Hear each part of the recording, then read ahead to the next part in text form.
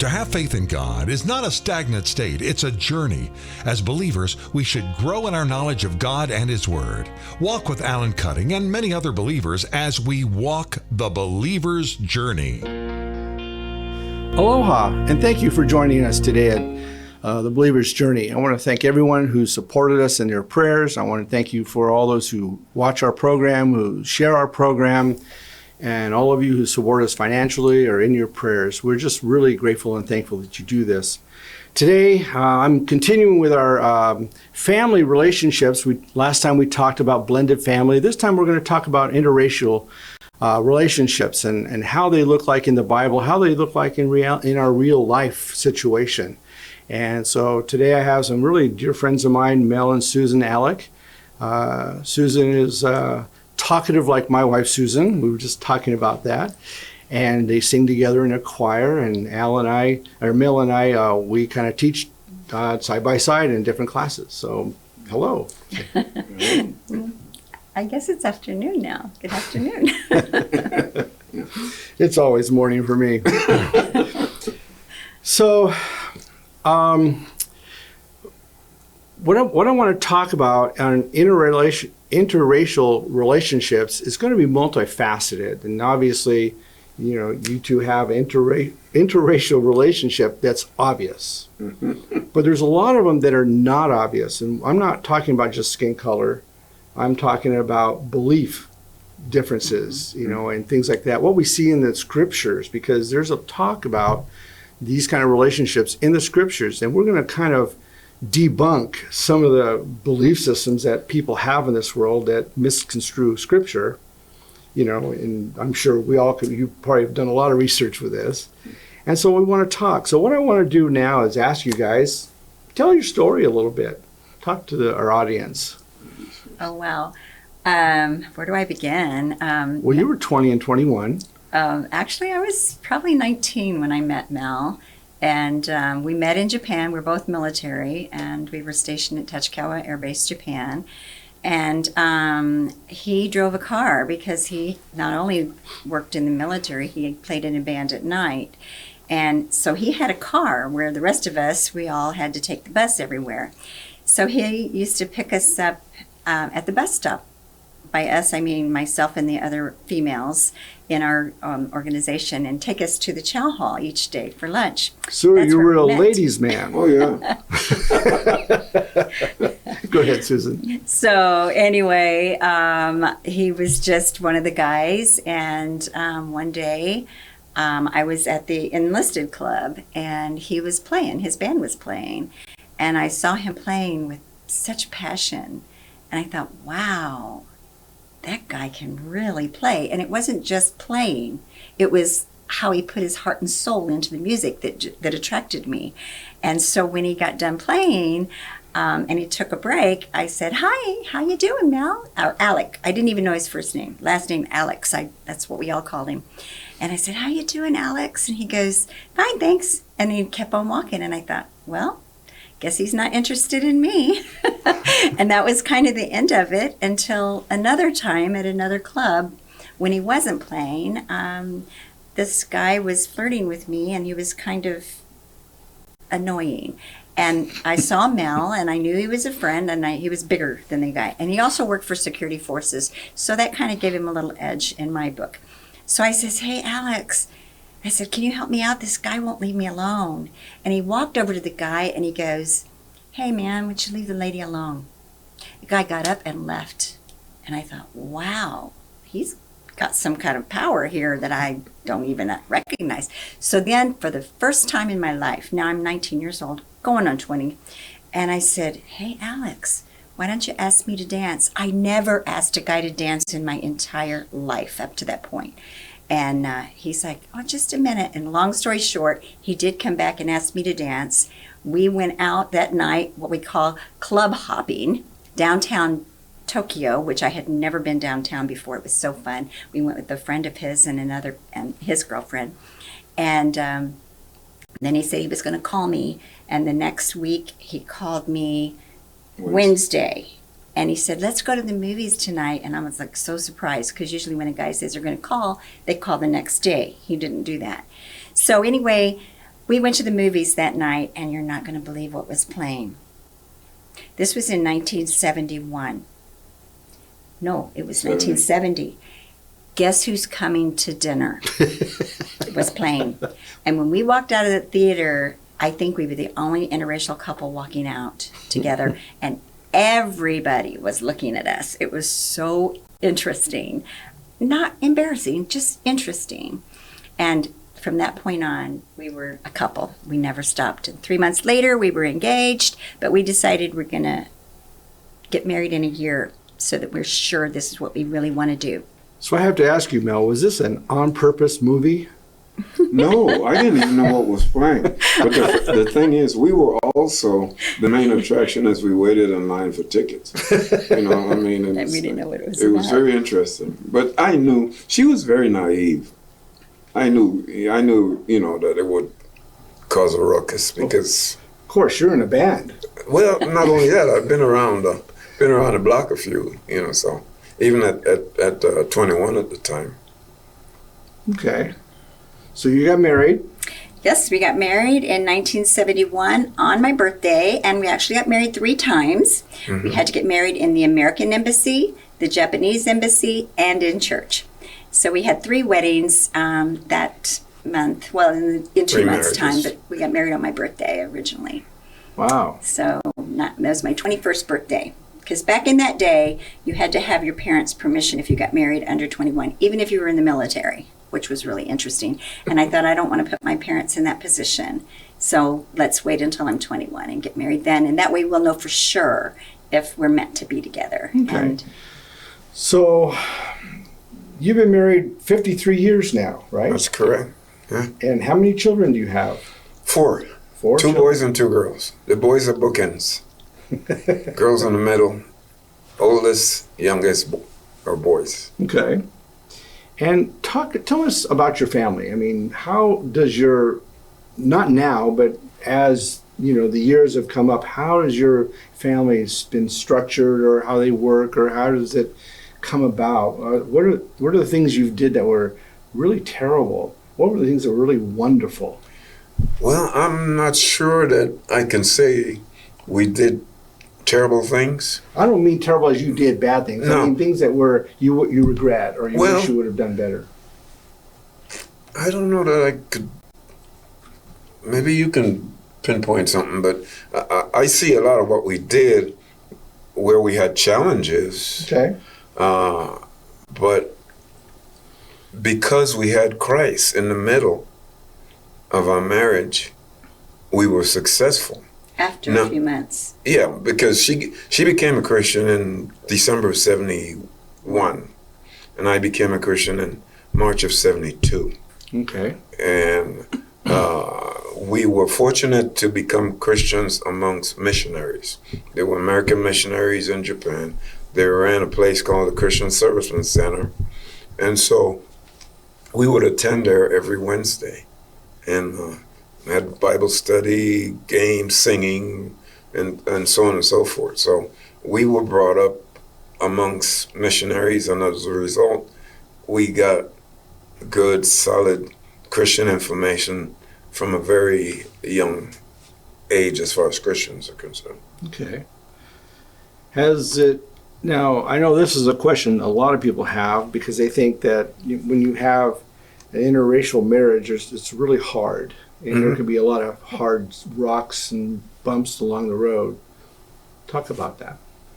Well, when we first started dating, and we would go to Christians, not the Christian Service Center, but we would go to Service Club.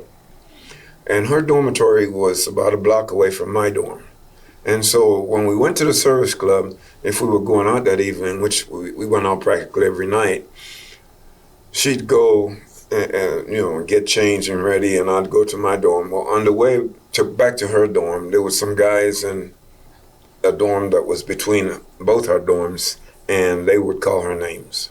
They would call her N lover and, things of that sort. And she was like, why are they being so mean? And I'm like, that's the way people are. I'm like, where have you been?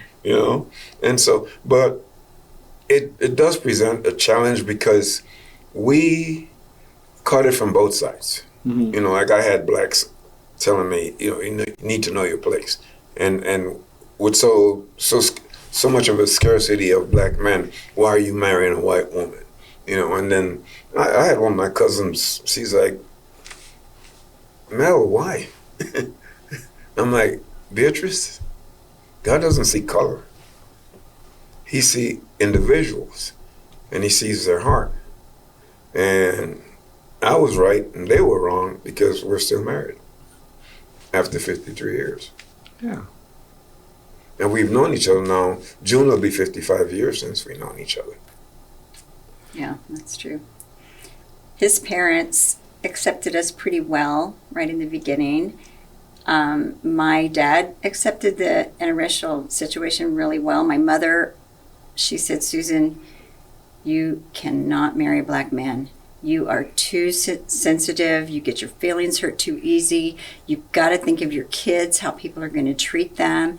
And I said, Mom, you taught us that all people were created equal in God's eyes. I said, you've always said that. I said, I can't believe you're saying that.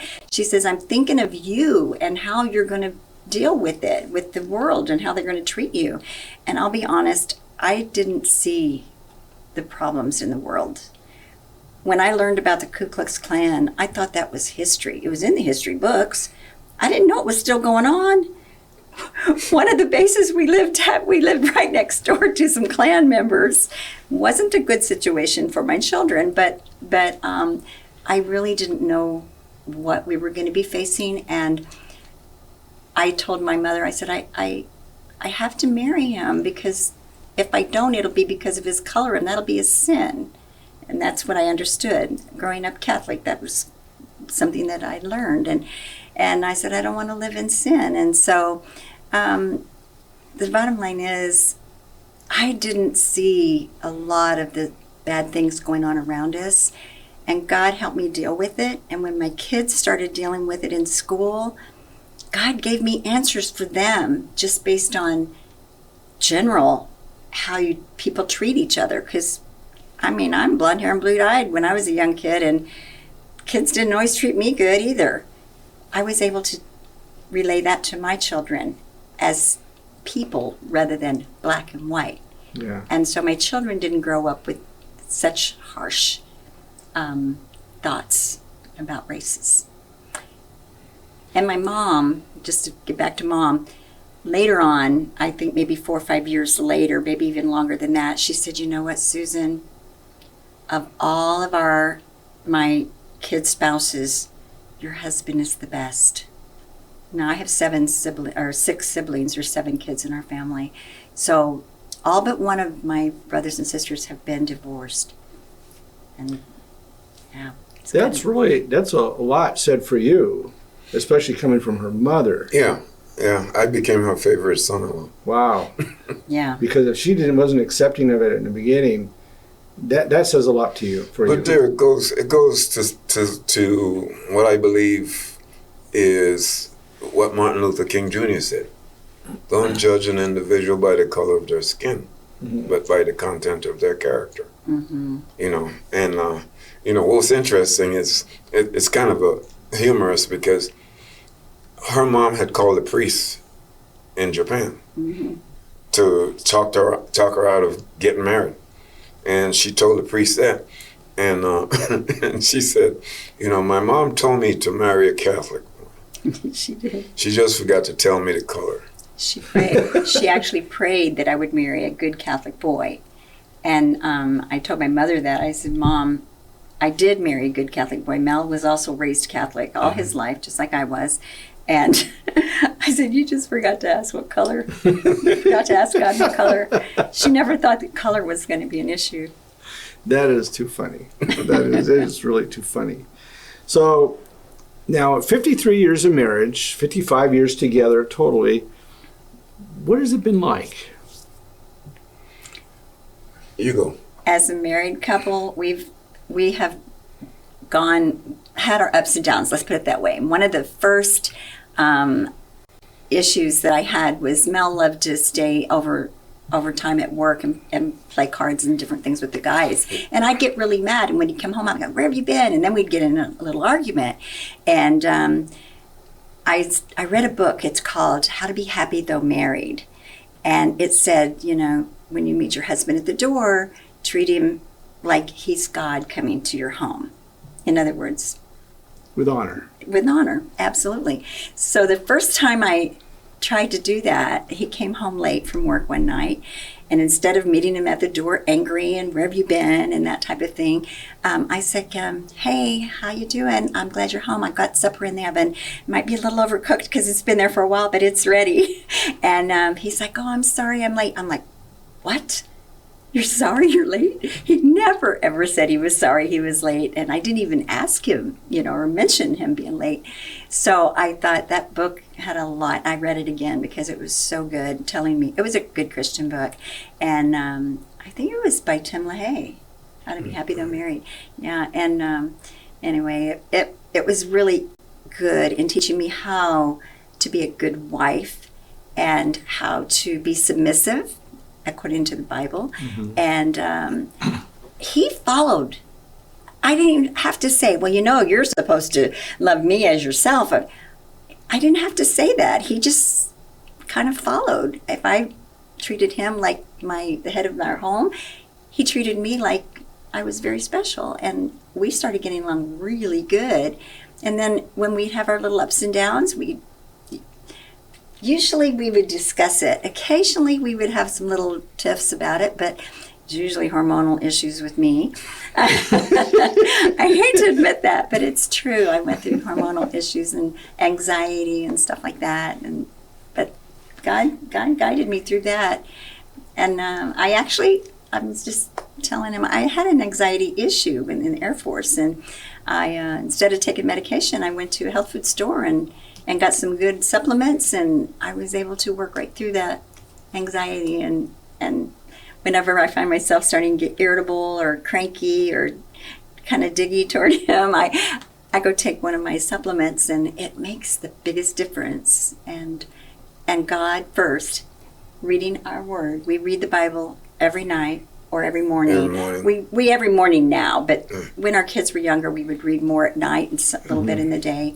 But we've always done that, and even with our children, Mel led Bible study every night with our kids. I can't remember him not doing that. And when the kids were old enough to read, they would read. We'd take turns reading as a family. And when they got to be teenagers, they started reading on their own. Wow. But yeah, that's how we went through our ups and downs without, tearing each other apart. Now, I know in any marriage, any relationship, one of the major problems that couples have are their either in-laws or their own outside family. Mm-hmm. So how did you deal with all We never had an in-law problem. Never had. Because we were away from them. no, but we were almost always overseas. But there's always the telephone. Yeah, but you know what? Back in those days, telephones were not as readily available as they are now. Mm-hmm. But we never, I cannot remember, except for when we initially had planned on getting married, having any problems with her folks. After we got married. Her dad and I got along like right off the bat, And same thing with my parents. My mom told me, she says, I know you love her, but don't marry her. They're going to hang you, boy.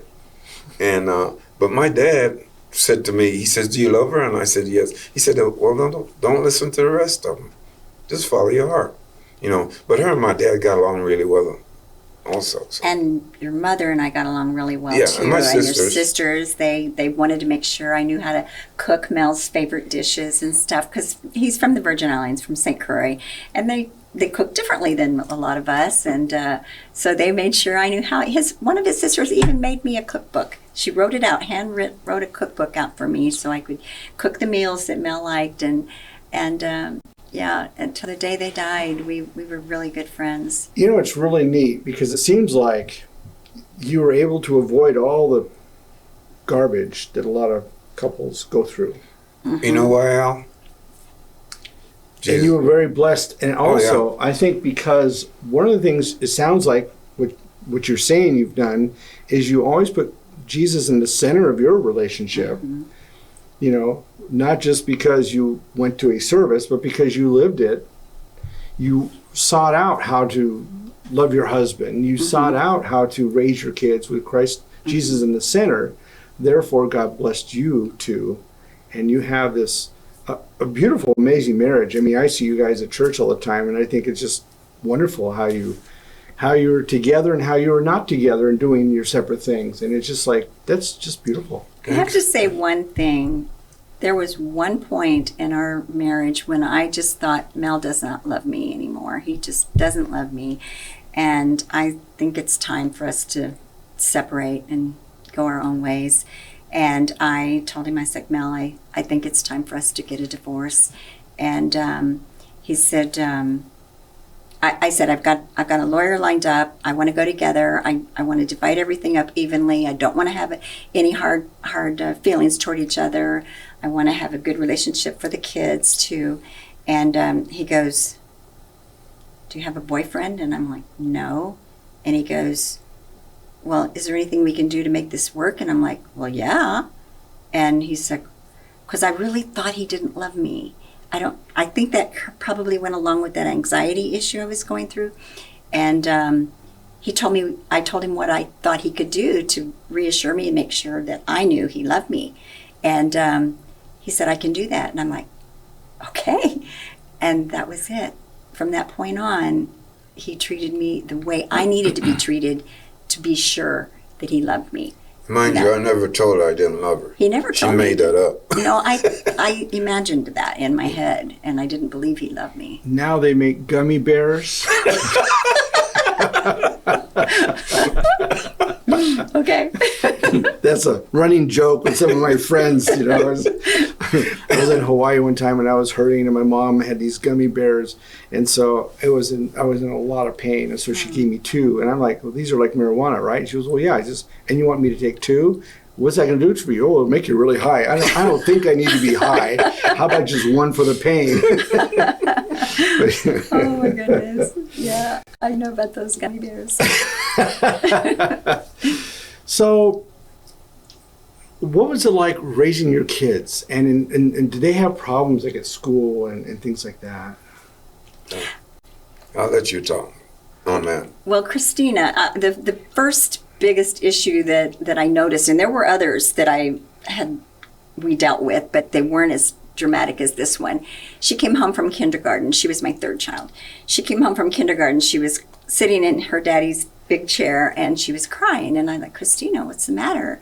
And she goes, the kids, they're calling me black. Why are they calling me black? She says, I'm 10. Why are they calling me black? And I thought, oh, Lord, what am I going to say? You're going to have to tell me what to say, Lord. And I turned to her and I said, Christina, do you love your daddy? She goes, yes. And I said, he's not black either. He's dark brown. I said, but you know, people call people that are dark brown black because that's the race color. And I said, and you're his child, so you're called black. And I said, but that's just because they don't know you very well. And I explained to her that you needed to just love them. But in the meantime, find somebody in your class that's not calling you names and focus on that one. And I said, and let the other children that are calling you names alone, but don't be mean to them. Be nice to them and love them. Maybe they'll come around and be your friends later, but if not, that's okay. That's between them and God. You focus on the ones that treat you well. And pretty much that's the scenario that I told all my kids whenever there was an issue. But Christina went back to school and was able to work through that the rest of her kindergarten year. She never came home crying again. She understood why they were calling her black now. It's because of her daddy's color and because that's her race now. And that's so funny because I was thinking about, you know, when the kids went to college, they were talking about, even high school, why are we putting down that we're black? We're not really black, Mom. We're mulatto. We're mixed. We're half black and half white. And I'm like, yeah, I says, but you've had to deal with a lot of the issues and the unkindnesses that black people have to deal with because you have black in you. And I said, you might as well put down black on your paperwork, your formal paperwork, and get the benefits when it's time to go to college and other things that happen. I said, you put up with the pain, let's get the benefits too. I know that kind of sounds strange, huh? You know, I never believe in affirmative action, and my girls did. And so we disagreed on that point. And when they went off to college, they both went to University of Texas in Austin. And Indira was in pre-med and plan 2. And the kids in the specialized program were giving her a difficult time because they said she wasn't there because she was qualified. She was there because she was interracially, she was interracial. And that really hurt her feelings because she was there because on her merits, not necessarily because of her skin color. And so that really changed the girl's mind. What was interesting is those same kids that had bothered Indira, telling her that she didn't belong in the program and she was just there gratuitously. She did graduate. Dean stopped him. And what was interesting is when we went to the graduation, because her last name was Allick, her name was the first name called, so we didn't have to wait for 4,000 people to graduate. We were out of there. You know, it's interesting because I have in my family and my friends, it's all mixed up. So on my dad's side, my grandmother passed away either 2 weeks before or 2 weeks after I was born. So I never knew her. So my grandfather went to Jamaica and married a woman and became a grandmother. She was the most dear lady. She's just beautiful, but she was as black as black. I mean, she was really dark. You have nothing on her. I've seen those. Yeah. But my aunt, which is now younger than me, she's light. Mm-hmm. You know, most likely like your children. I saw pictures of your kids like them. Mm-hmm. But and she's married to a white guy, and she has children who are also the same, and so it's all within. But it's what's amazing about that is that my aunts, who were of my birth grandmother, didn't accept the half sisters at all and brother, and they treated them really badly. And I have a feeling it had a lot to do with racism. Mm-hmm. You know, a lot to do with it. I mean, I feel so disgusted with them because here, one aunt in particular, she's so Bible thumping. Oh, really? But she treated my aunt really badly, and I just find that so disgusting. But my grandmother passed away last year, so she was just amazing. And then it was funny growing up. So that's one of the situations I went through. Growing up, I lived in Granada Hills, California, and right down the street from us, I had a good friend. His name was Anthony McDaniel. Well, Anthony McDaniel was the son of Anthony McDaniel, Bo Diddley. Mm-hmm. They grew up right down the street from us. In the 60s up to about 71, when the earthquake came, they decided to move. They're going to Arizona. Mm-hmm. Well, Bo Diddley, we worked for him. He worked at this like a bar place. We used to hand out flyers and so forth. They were really good friends. And he was married to a white lady, kind of tanned a little bit. Her name was Kay, so it was Bo Kay. It was kind of interesting. They had 2 girls, and they had a real hard time in school. They were in elementary school, and the kids were calling them like Zebra. Really bad names. And I just totally didn't understand that, But my kids were called Oreos. Oreos. Yeah. And when they were called that, they came home one day and they go, Mama, why are they calling us Oreos? That's very offensive. And I'm like, do you like Oreo cookies? And they're like, yes. I said, then don't take offense at it. Just thank the Lord for Oreo cookies. Just think how good they are. I mean, I was in another country in Europe, Eastern Europe, and there were some people referring to President Obama as a monkey, and I had no idea. I never heard that term ever. Oh yeah. To a black person, never. And I'm like, what do you mean monkey? Well, he's black, isn't he? Where do you get this stuff? you know. But you know what? Like me. When I was in the Philippines in 1968, same thing. Yeah. You know, as a matter of fact, the white guys used to tell the Filipino girls that we had tails. And I had this buddy of mine, a guy named Fred Gregory from Georgia, and some Filipino girl asked him to see his tail one night, and he just went off. I'm like, Gregory, you know you don't have a tail, so why are you reacting this way? I had to calm him down because he'd gone to jail. I have So, to make a comment. You mentioned earlier about Bible thumping. And, yeah. you know, I told you my husband always led the Bible study for our children, and so they grew up with the Bible. My daughter went through pilot training, our second daughter, Christina, and when she was done, you know how they give the pilots a call sign, and it's the class that does that. And so it's usually because of something weird that you've done while you were in training. And so she said, Mom, I never saw a class of quiet fighter pilots. They're all just totally silent when they say, go. Each one stands up and gets their call sign. Here I am standing waiting for somebody to give me a call name, you know, or a call sign. And nobody has anything to say about me. And finally one of the guys goes, Thumper. And she's like, because she's a Bible thumper, right? Yeah. That's her call sign to this day. Christina, cool. Thumper, Allick, Hopper. Now, your 4 kids, you've raised them in a Christian home. Okay, they've gone through all the little things as what they did. Now as adults, are they, any of them, all of them following the Lord? I'd say right now, I would say 2. Following the girls, very, very, very devoted to Christ. Matter of fact, Christina's husband, along with being a Delta pilot, is also an assistant pastor. And he's ordained. And Indira, who's the physician, her and her husband are very, very into the Word. Matter of fact, Indira had me put our Sunday school class on video so she could have it as a posterity for her and her kids. Oh. And unbeknownst to me, she went on and shared it with all his siblings. And so I started getting comments from the kids, and I'm like, but anyway. Both of our boys they've been totally devoted to Christ all the way through college. And in the past, maybe 10 years. 8 to 10 years, they're still devoted to God and to the Torah.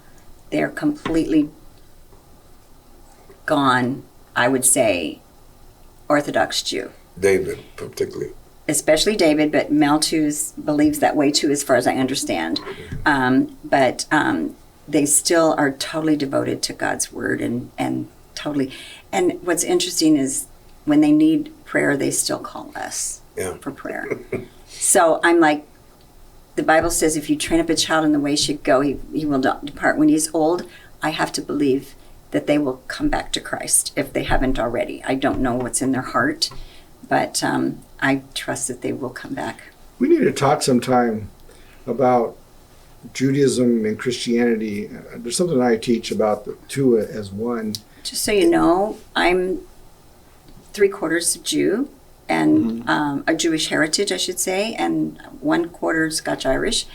Mel is, I guess, half African American. He is 1/4 Jew, and not a quarter, but would you say an eighth? He's got a great grandmother's full-blooded Cherokee Indian. 25%.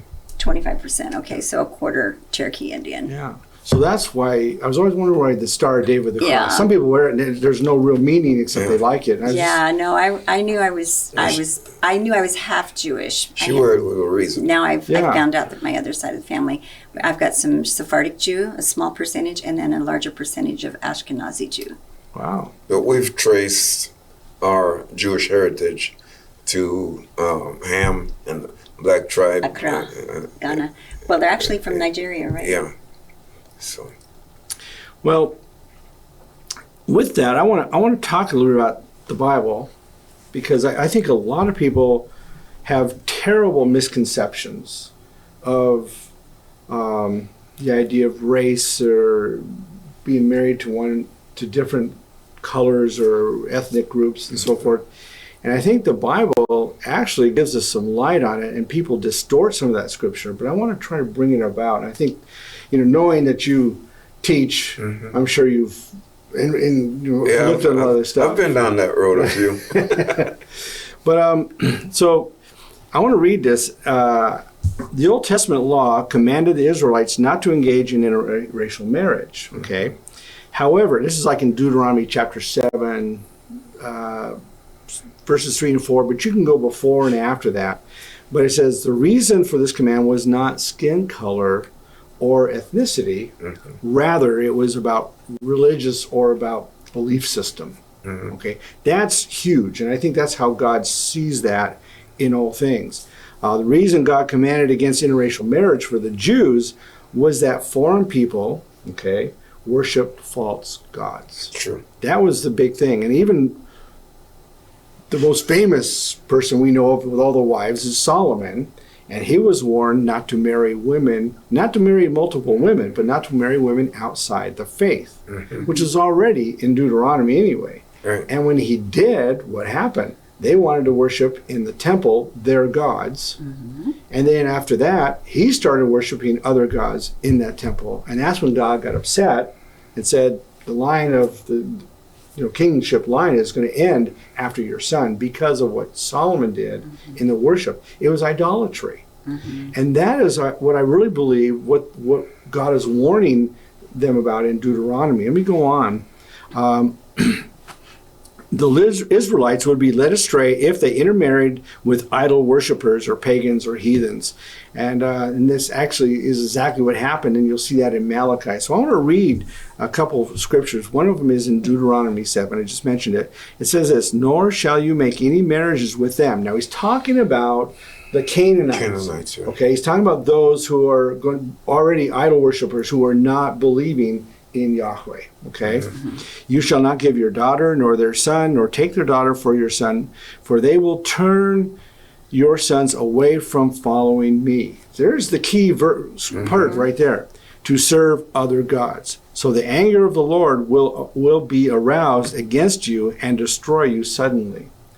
So it's not about skin color here. It's evident. It's obvious. He's talking about turning away from him. That's really the biggest thing. Right. And so I have a real problem when people take this verse and they want to stick to skin color on this, and it has nothing to do with it. And people aren't getting the idea that it's about your faith. If we go to Corinthians, 2 Corinthians, Paul says this, do not be yoked, unequally yoked with unbelievers. For do what is righteous, for what do righteousness have to do with wickedness? Okay, do they have it in common? Or what fellowship can light have with darkness? So he again reiterates what is said in Deuteronomy, but more straightforward than we can understand. We're talking about unbelievers now, which is exactly what Deuteronomy is talking about.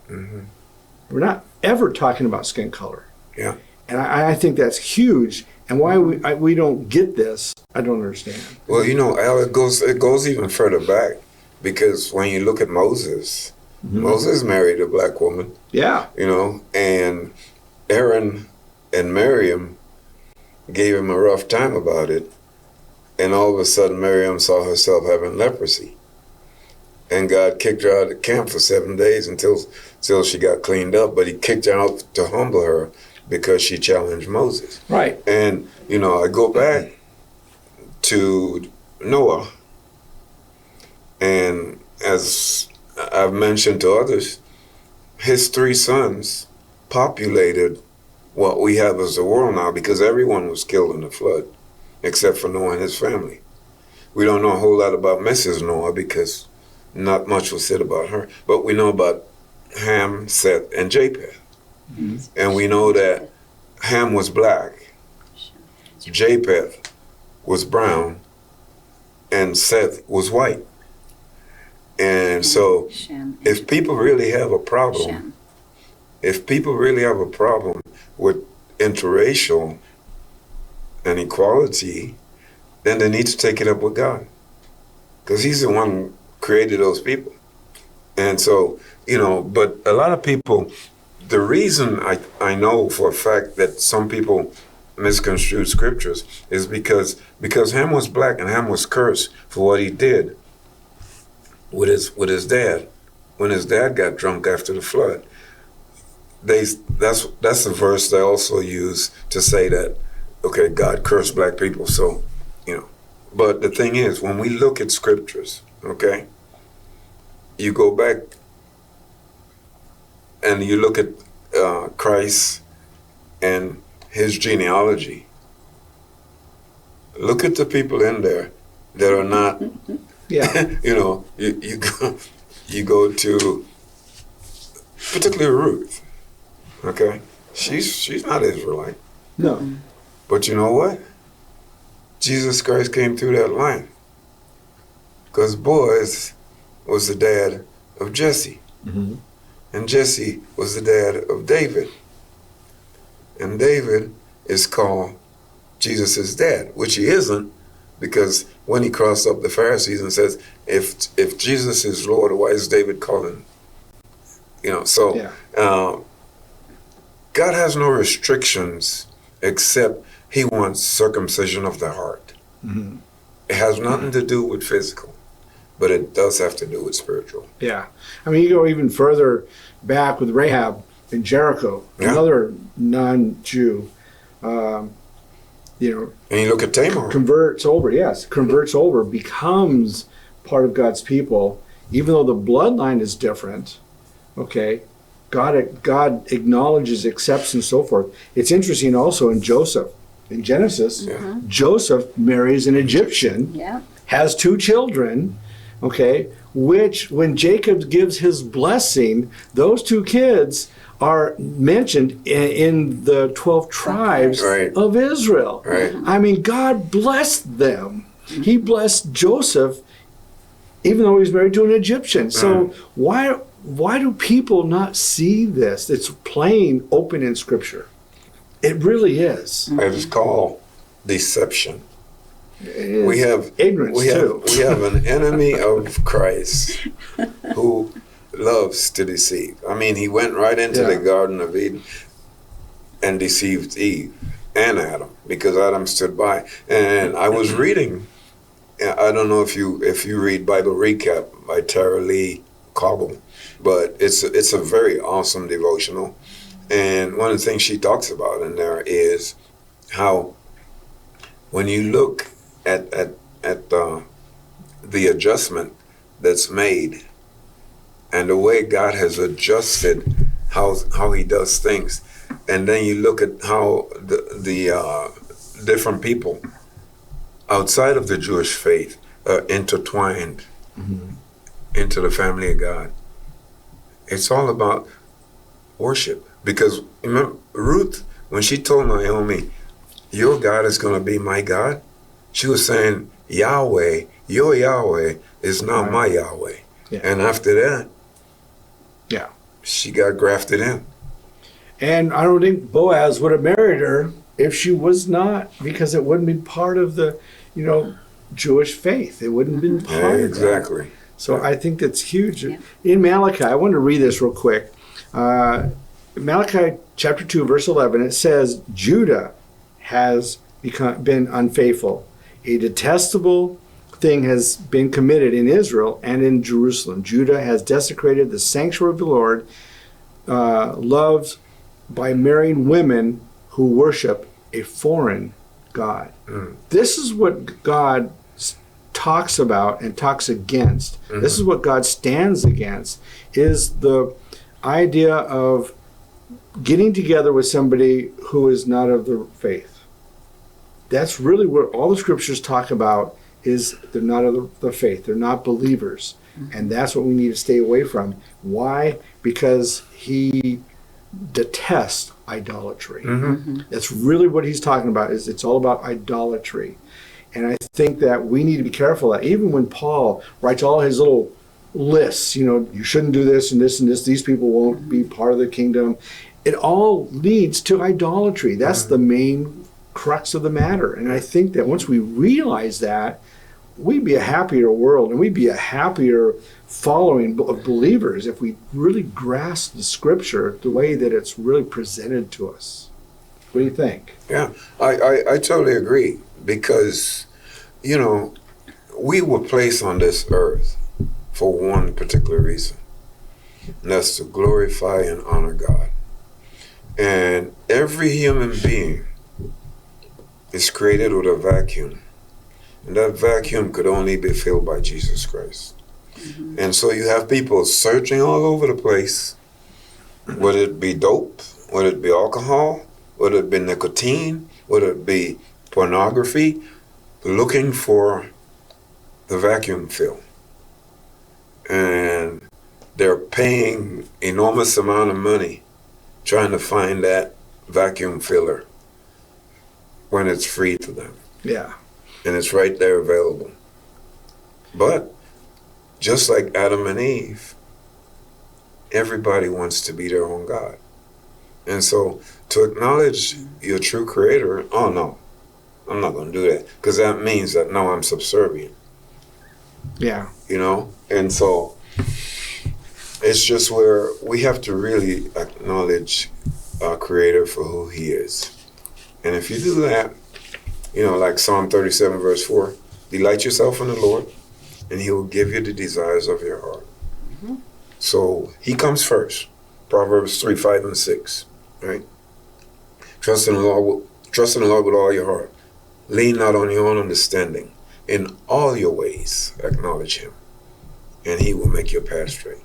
Yeah. And you could go Matthew 6, 31 through 33, where he tells you, don't worry about what you're going to eat, what you're going to drink. Seek ye first the kingdom of God and his righteousness. Yeah. And all these other things will be added to you. You know, something that you had mentioned about, the body, soul, and spirit. And I teach the fact that, people, when they ask these questions, what is that? When I look at our spirit, I see it as something God has put in us that is the reason we have to seek him. And that's probably the reason people have, when they don't seek him, they're looking for something, because it's given to us to recognize there's someone more than what we are, which is supposed to be God himself. Mm-hmm. But we start looking at E.T. We start looking at, seriously, we start looking at the drugs, or we fill it with something. Mm-hmm. Maybe we don't want to be accountable to God, so we just want to be accountable to ourselves. That's that spirit seeking something because they don't want to seek God himself, but that's what it's meant to be, which is really what I teach. What do you think? I agree. I agree with everything both of you have been saying. Awesome. Because if you go back to the Garden of Eden, you notice one thing: Adam and Eve never repented. Well, we don't know. It doesn't say it. But it didn't say had they done it, because God doesn't hide anything. God's word does not hide anything. Remember, David carried his sin for 3-4 years after he had killed Uriah and had committed adultery. And when Nathan came to him, and Nathan told him the story about the man, right? And he says, "You're the man." And David was like, "Okay, I'm sorry." But when you look at the fact that when God said to them, "Where are you?" He's like, "Well, we're hiding." "Oh, really? You're hiding from God?" "Yeah, in some bushes." "Why are you hiding?" "Oh, because we're naked." "Who told you were naked?" You just violated and took yourself out of his nature and went into Satan's dominion. Yeah. So anyway, but God's plan is there for every one of us. You look at Psalm 139, right? He knew you before you were formed in your mother's womb. He knows how many days you're going to be on his earth. And he also knows every word you're going to speak before it even gets on your tongue. Yeah. It's all about him.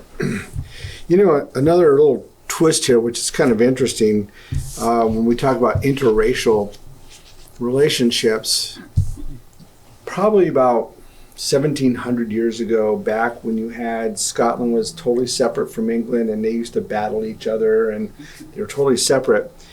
You literally had people who were in England, and I don't know if it was like King Edward at the time, a terrible king. They would go into Scotland and they would have their lords rape or the women before they got married, so they can have English blood children and to filter out and get rid of the Scottish, which is interracial in their minds, but they were both white.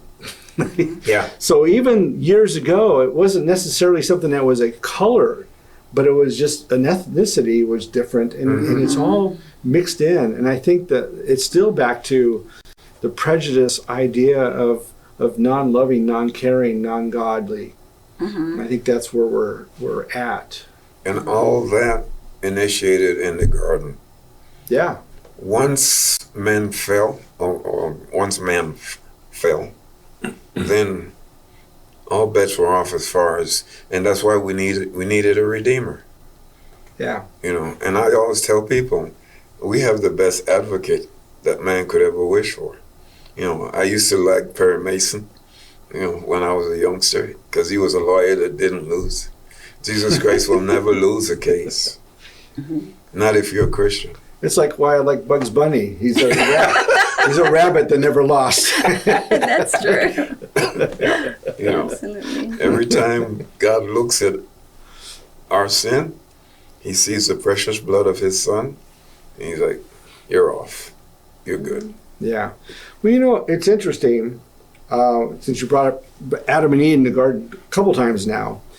What a lot of Christians that don't realize this is that when God created, you know, the heavens and the earth, basically, and created all the animals and the trees and so forth, and we had the earth and created Adam and Eve, and then said to them, you have dominion over the earth. You name everything. It's almost like God says, you now have the sovereignty of the earth. It's yours. So he gave mankind the dominion, the sovereignty of earth. And what does man do with it? He hands it over to the serpent, Lucifer. Okay? Basically, why people wonder why we're in the mess today. They wonder where's God? Well, no, it's not God. It was man who turned it over to evil, you know, and then we have the evil because of our own doing. And it's only because of Jesus conquering all of that sin that we now have a redeemer and a conqueror who can conquer over all of that dominion and overtake it. He has the victory for that. Yeah. And it's like it's not really taught that much, but it's there clear in the scriptures. Yes. It really is. Yeah. So It is. Yeah, you have to stay under the umbrella. You know. And if you believe that there is one Adam and one Eve, and they were the only two that existed at the beginning, there's only one way you can come up with all the colors and races that we have today. One of them had to be very dark, and one had to be very light. And then you can come up with all the different races that we have today. Yeah, because you can't get Can't get black out of white. Two whites. not pure black. Not pure. But you can eventually get to black with a black and white. You know, I mean, you look at our kids, Christina's darker than the others. Christina, indeed. And Meltu. it's interesting because her kids, her first son is blonde and blue-eyed. Her daughter is actually darker than she is. Yeah. And dark. And then curly Judah's hair. in between. You know, so once again, but you know, it's that dominant gene. But I tell people, God has a sense of humor. And folks that are having problems down here, are they going to get up there and says, well, I don't like the way the demographic is up here? I'm afraid not, right? yeah. So you have to be, because this is, I know we're going through a terrible time right now, but I still believe that God put us here on earth and put us through a lot of the things that we're going through to prepare us for our final home. Okay? Yeah. Because Jesus said in John 16:33, in this world you'll have tribulations, but be of good cheer, because I've overcome the world. You know, and so, yeah, we're going to have our ups and downs, even like we were talking about earlier in our marriage, undulation. But once again, I always tell people, when we counsel people, when we have re-engaged, I tell people, as long as you have Jesus Christ as your glue, you're going to make it. Yeah. You don't have him there, and all bets are off. Now, my aunt and her daughters, like my cousins, okay, and they all look pretty, light black. They call them yellow black. I have heard that. So they're lighter, but they've all married white men. Your kids, have they married That's very interesting. Yeah. Our daughters both married white men. Well, Indira, the doctor, she married a Cherokee.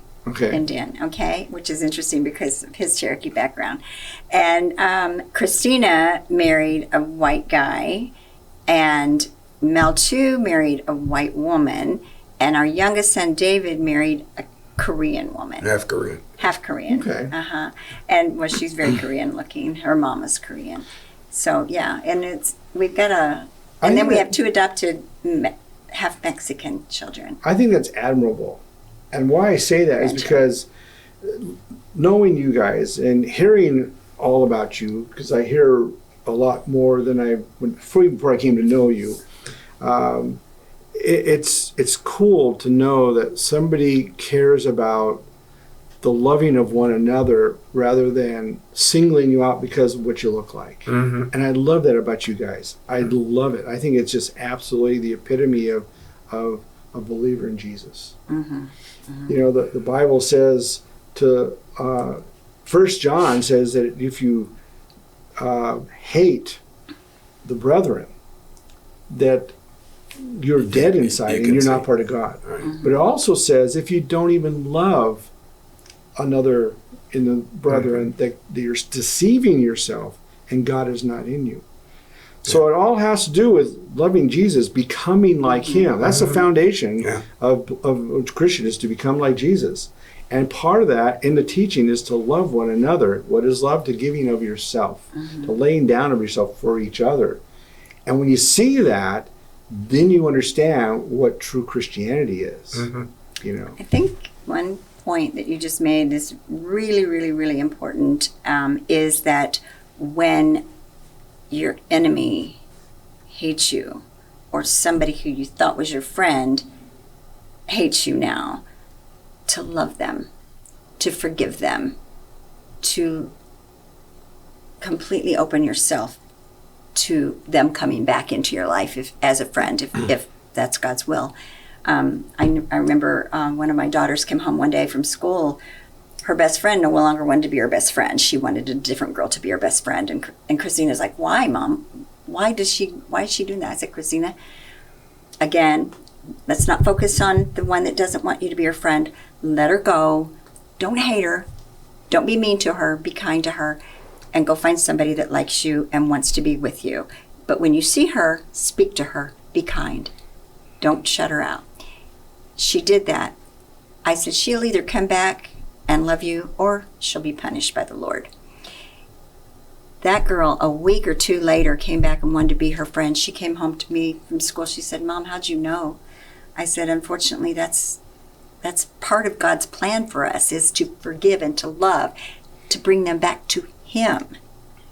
So our job is to love them back to Christ. I have to say, Susan, listening to you and all the things you talked about, because I've listened to you when we had dinner the other night, and you had pictures of all your kids, and you were so proud of them, and but all the things you're saying about the things you had to deal with and talk to your kids about in getting through things, it's almost totally obvious that God is giving you wisdom. It's She used to go to him for it. She would ask.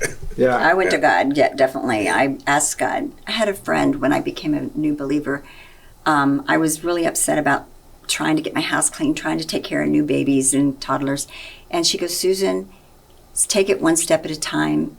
Ask God, what do you want me to do now, the Lord? and then wait, see what comes to your mind, and then go do it. And then when you're done with that, ask God what he wants you to do. Whatever comes to your mind, go do it. I didn't know it then, but she was teaching me how to listen to God. I didn't know that that was God speaking to my mind, because God lived in me. I thought it was what came to my mind. God, it's just my mind, right? But as I ran into these problems, I was able to apply that same principle. Ask God, listen to what comes to your mind, and speak it. You guys are great. You guys ought to do a seminar on marriage.